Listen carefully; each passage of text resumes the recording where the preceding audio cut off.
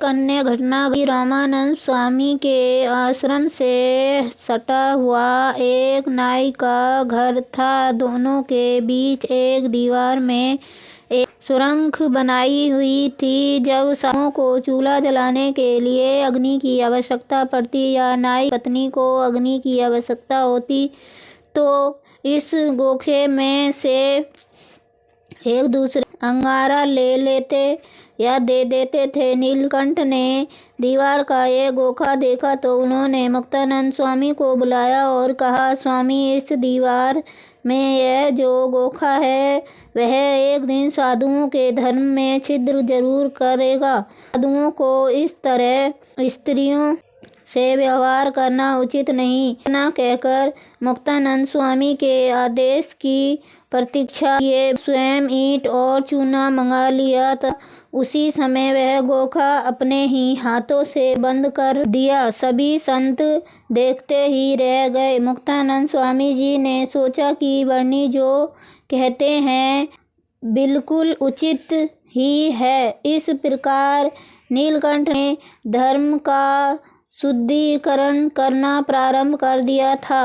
वर्णी का दिन आश्रम में सेवा और भक्ति में बीता करता तो उनके मन में गुरु रामानंद स्वामी के दर्शन की अत्यंत आतुरता थी।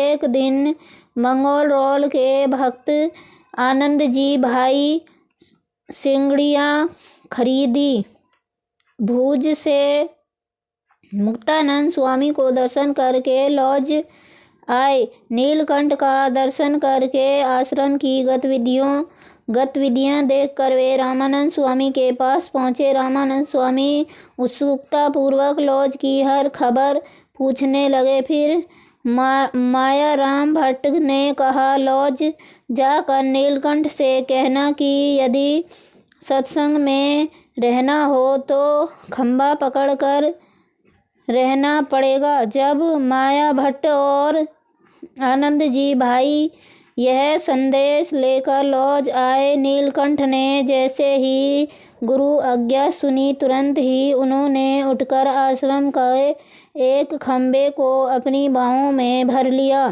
मुक्तानंद स्वामी और सभी संत पालन की नीलकंठ की इतनी तत्परता देखकर आश्चर्यचकित हो गए। परंतु मायाराम भट्ट ने कहा, ब्रह्मचारी जी, खंबे को पकड़कर रहने का अर्थ यह नहीं कि इस तरह कष्ट का खंबा पकड़कर बैठे रहना, परंतु सत्संग के स्तंभ के समान मुक्तानंद स्वामी की आज्ञा का पालन करना, यही गुरु के आदेश का रहस्य है। नीलकंठ ने उसी पल कष्ट का स्तंभ छोड़ दिया और मुक्तानंद स्वामी को प्रणाम करने गए।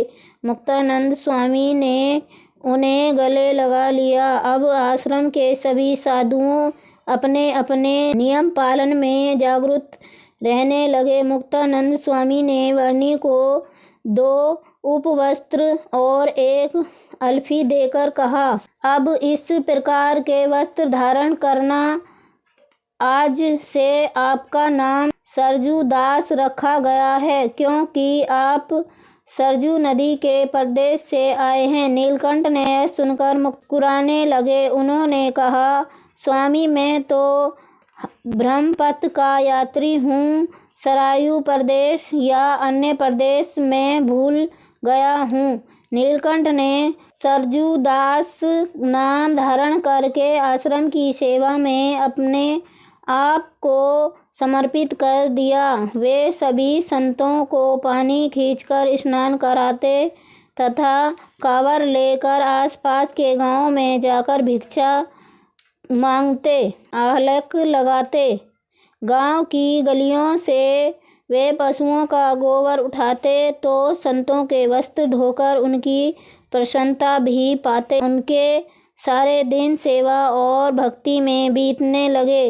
भोजन में वे दिन में एक बार बाजरे की रोटी और मिर्ची का गोला ग्रहण करते। एक दिन एक बैरागी आया। साधु उसे सदा व्रत क्षेत्र से अन्न देने लगे, परंतु बैरागी ने वर्णी की थाली में बाजरे का आधा रोट तथा साथ में मिर्च का गोला देखा तो उसके मुंह से लार टपकने लगी। उसने सोचा कि कोई अच्छी खासी मिठाई होगी। उसने वर्णी के साथ ही खाने का आग्रह किया, परंतु जब गोले का एक बड़ा कौर मुंह में डाला, उसकी जीभ, आँख और नाक बुरी तरह जलने लगी। वह चिल्लाने लगा, उसकी आंखों से पानी गिरने लगा। उसे देखकर नीलकंठ को दया आई और कहा, इसे घी पिलाने को दे दो। जब ऐसा किया गया तभी वैरागी शांत हुआ।